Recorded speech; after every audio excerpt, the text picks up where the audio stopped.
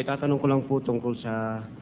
Lakas nyo lang po, kapatid. May tatanong ko lang po tungkol doon sa binyag at yung ninang.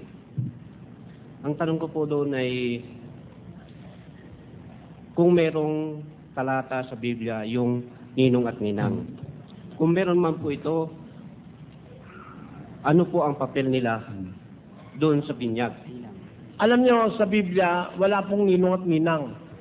Yung witness, di ba yung ninong sponsors yan saka yung ninang sponsors.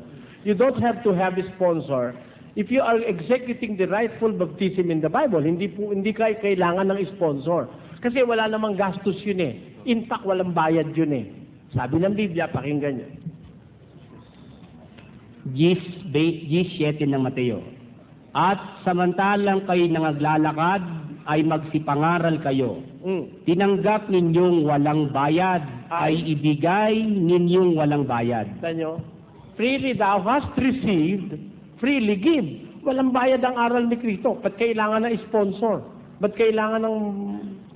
Kaya ko po naitanong ito dahil sa Roman Catholic po sila po ang nagbabayad.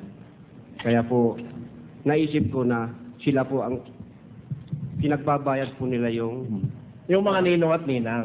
Kaya po, Pati rin yung magulang nagbabayad din pag walang pera yung ninong at ninang. At pagka malaki babayaran dahil may tawag sila dun sa Pampanga, kabalyero. Yung special na baptism, malaki bayad doon kasi pati yung ilaw, yung mga ilaw na sisindihan sa buong simbahan, babayaran mo yun Yung maintenance, babayaran mo rin. Tapos pag mabait ka, maglalagay ka pa sa pare. Ganon. Sa Biblia, wala po yun. Hindi po pinababayaran yan. Si Jesus Christ nagbinyag, hindi nagpabayad. Si John the Baptist nagbinyag sa ilog ng Jordan. Walang nagbayad kahit sino. Kaya walang sponsors yun. Walang ninong, walang ninang.